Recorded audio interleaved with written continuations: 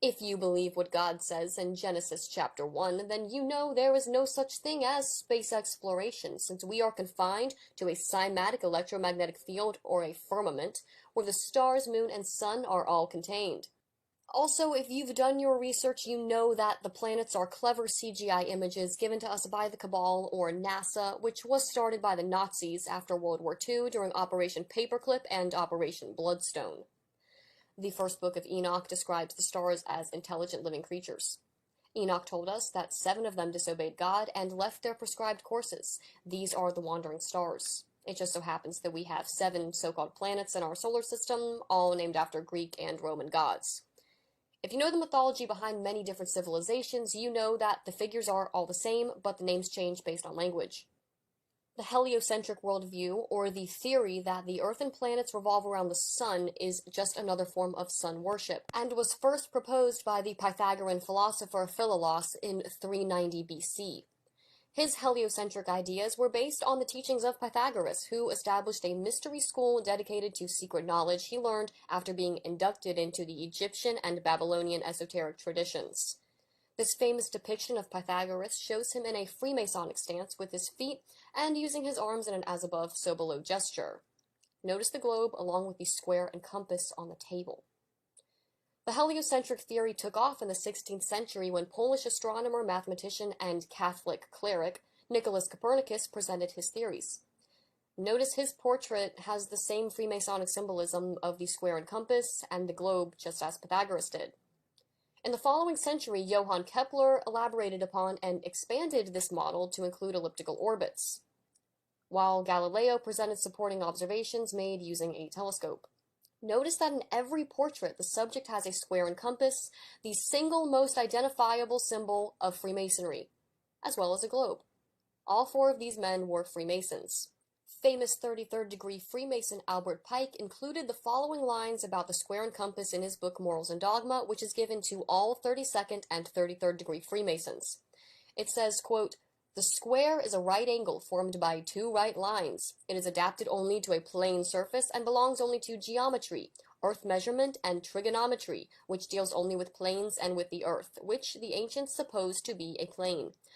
The compass describes circles and deals with spherical trigonometry, the science of the spheres and heavens. The former, therefore, is an emblem of what concerns the earth and the body, the latter is what concerns the heavens and the soul.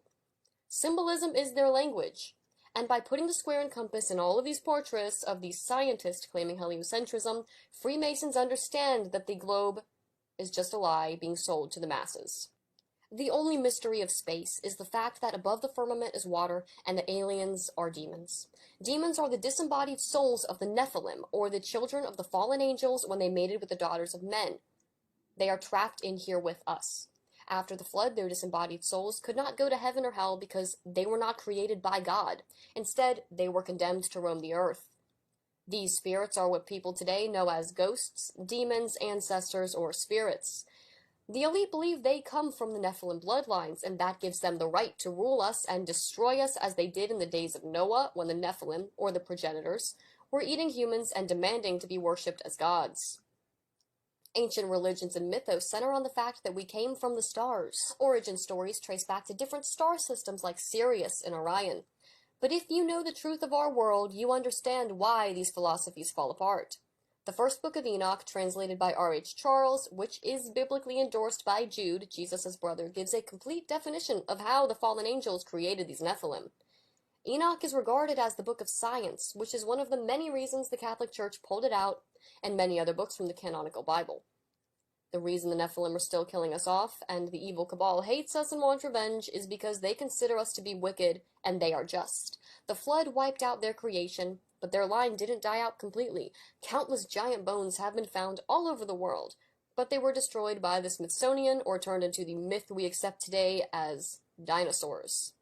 The reason for the Nephilim was to corrupt human DNA and prevent the birth of the Messiah, who God told Lucifer in the Garden of Eden would eventually destroy him. Our true history has been hidden from us for centuries by the Freemasons and many other secret societies to exploit their control over humanity. Lucifer, or maybe we should call him by his real name Gadriel, has been at war with God from the beginning of time. God told him in the Garden of Eden that Jesus would destroy him.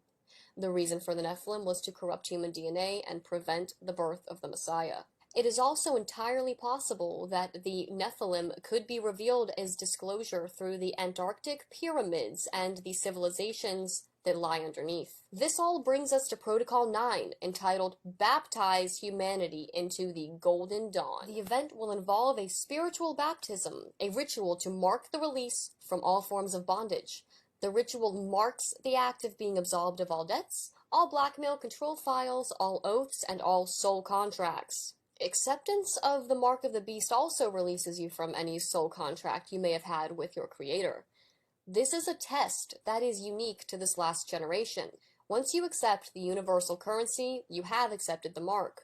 For followers of Jesus, your soul contracts will be terminated. This means your acceptance of God and Jesus is voided if you take the mark, because your allegiance lies elsewhere. These protocols strive to do away with and destroy the idea of Jesus Christ, all while still using strictly biblical terminology. Virtually everyone associates baptism with Jesus and its representation of new life, dying to the old and being born again into the new. There are 3 specific things believers in Christ must accomplish during this tribulation. Revelation 15:2 tells us that in order to have victory over the beast, we must have victory over his image, over his mark, and over the number of his name. I will be discussing the image of the beast in a future video that will no doubt step on quite a few people's toes as the inconvenient truth it is. Protocol 9.2 says that the consciousness of nearly all humans on Earth will inevitably be affected by the global financial reset, for it is an attention-concentrating and emotionally entraining event. For the first time since 9/11, the entire world will have an event of shared attention and emotion. In many ways, the consciousness of humanity will be cognitively, affectively, and cognitively entrained. You probably have never heard of conation because it is the most occulted aspect of the mind, volition, will, or spirit. We will not only be entrained in what we are thinking and feeling, but in what we are collectively desiring. While 9/11 was an event that harvested fear and gave power to the negative entities and elite that run this world, this event will be the opposite. It will instill a feeling of bliss and hope for the future. People will be elated with the new monetary system and will be excited to get it, or in other words, cognitively entrained. Notice how it doesn't sound like people will be afraid of it or being forced to take it. Because notice in Revelation 13 it says that he causes all to accept the mark, not forces all. The financial reset will affect every single person in the world just like 9/11 did, and will be so huge that no one will miss it. The question is, will people even recognize that it's the mark of the beast?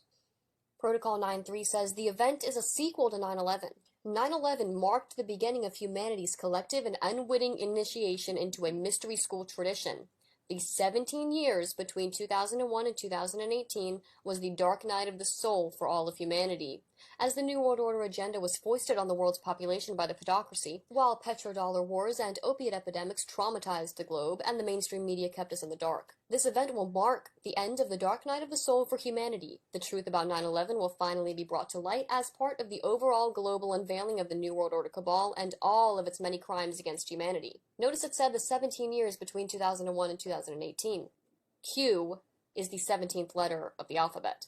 What is a dark night of the soul? Well, a dark night of the soul feels like everything that gave you a sense of security and a sense of identity in your life has fallen away. But instead of hitting rock bottom and staying there, a dark night of the soul can be a necessary part of your spiritual awakening.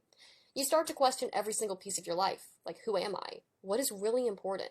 What is true in this world and what is an illusion? And what do I want moving forward? This also accounts for the reason many people have recently woken up.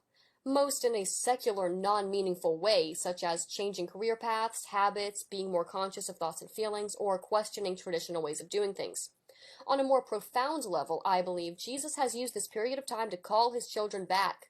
Like he says, my sheep hear my voice. And in this time of great deception, our discernment through our connection to our Creator is the only thing that protects us from the unrelenting attacks of the cabal on our bodies, such as the chemtrails in our air, water, and food, programming in our media, incorrect and corrupt doctrines and religions, and wickedness in high places. Think governments and the ruling elite. Those who are spiritually aware and connected to God are the true warriors during this tribulation. being as the principalities of the air seem to have a mission to make our lives exponentially harder. Real warriors know that no matter how bad the attacks get, it only makes